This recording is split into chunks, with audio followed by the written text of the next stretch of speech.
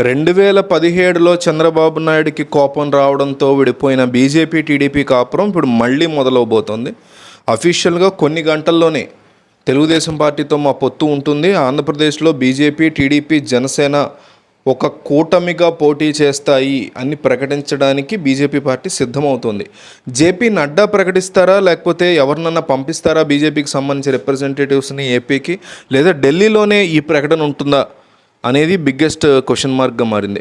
అయితే చంద్రబాబు నాయుడు పెట్టినటువంటి కండిషన్స్ అనండి, డిస్కషన్స్ అనండి, వీటిల్లో ప్రధానంగా ఆయన అడుగుతున్నటువంటి అంశాలు ముఖ్యమైనవి ఏమున్నాయంటే, చంద్రబాబు నాయుడు కోరుతున్న కోరికల్లో ముఖ్యంగా ఆయన అడిగింది ఆంధ్రప్రదేశ్కి జగన్మోహన్ రెడ్డికి వ్యతిరేకంగా నరేంద్ర మోడీ 2 భారీ బహిరంగ సభలు పెట్టాలి, దాంట్లో చంద్రబాబు, పవన్ కళ్యాణ్, మోడీ ఒకే స్టేజ్ మీద ఉండి జగన్ టార్గెట్గా మాట్లాడాలి అనేసి మాట్లాడిన కండిషన్స్ పెట్టినటువంటి పరిస్థితి ఉంది. ఎందుకంటే 2014లో ఇదే జరిగింది.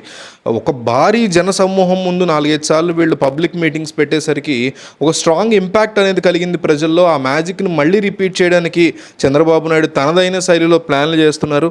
అది వర్కౌట్ అవుతుందా లేదా అనేది తర్వాత సంగతి. ముందు భారీ బహిరంగ సభలు పెడితే అసలు ఈ పొత్తుందనే విషయం జనాల్లోకి వెళుతుంది. అది లేకపోతే టైం ఎక్కువ లేదు కాబట్టి ఎలక్షన్కి పొత్తు అనేది ఉంది అని జనాలకి తెలియాలంటే ఈ బహిరంగ సభలు ఉండాల్సిందే అని ఒక రిక్వెస్ట్ కైండ్ ఆఫ్ కండిషన్ ఆయన పెట్టారు. సరే, దానికి కూడా ఒప్పుకున్నట్టే ఉన్నారు. మోడీ కూడా ఆంధ్రప్రదేశ్కి వచ్చే అవకాశం ఉంది. పొత్తు ప్రకటించిన తర్వాత ఇవన్నీ తెలుస్తాయి. పబ్లిక్గా వీళ్ళు అనౌన్స్ చేసిన తర్వాత ప్రెస్ మీట్లో ఆబ్వియస్లీ మీడియా అంతా ఇదే క్వశ్చన్లు అడుగుతుంది.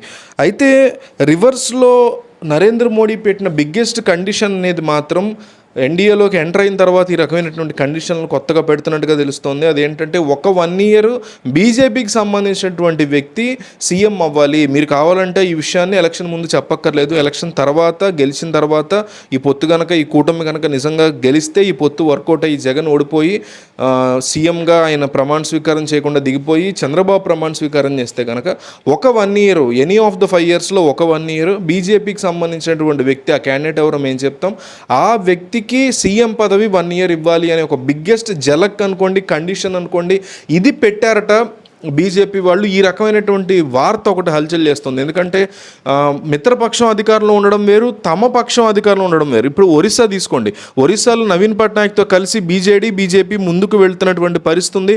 అఫీషియల్గా వాళ్ళు కూడా పొత్తుని అనౌన్స్ చేసే పరిస్థితి కనిపిస్తుంది. ఆల్మోస్ట్ చేసేసినట్టే.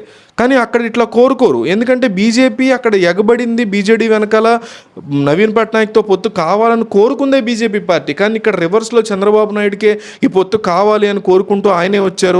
మరోపక్క ఎన్డీఏకి 400 సీట్లు 370 సీట్లు కొట్టాలి అనే టార్గెట్ కూడా ఉంది. అది కూడా రీచ్ అయ్యే ఆలోచనతోనే ఈ పొత్తుని కన్ఫర్మ్ చేసుకుంది బీజేపీ, కాదంటలేదు. కానీ ప్రొవైడెడ్ ఇది కూడా ఒక బిగ్గెస్ట్ కండిషన్గా వీళ్ళు ఆఖరి నిమిషంలో పెట్టినట్టు, దానికి కూడా చంద్రబాబు నాయుడు అంగీకరించినట్టుగా మనకు వార్తలు వస్తున్నాయి. ఇదే గనక, ఈ మాట గనక ఎలక్షన్కి ముందు జనాలలోకి మీరు చెప్పగలరా అనేది నా క్వశ్చన్. నేను టీడీపీని ఏమడుగుతున్నానంటే, మీరు గెలిచిన తర్వాత మేబీ ఇస్తారో ఎవరో తర్వాత సంగతి, బట్ ఇస్తాము గెలిచిన తర్వాత అనే మాట కనుక చెప్పగలరా?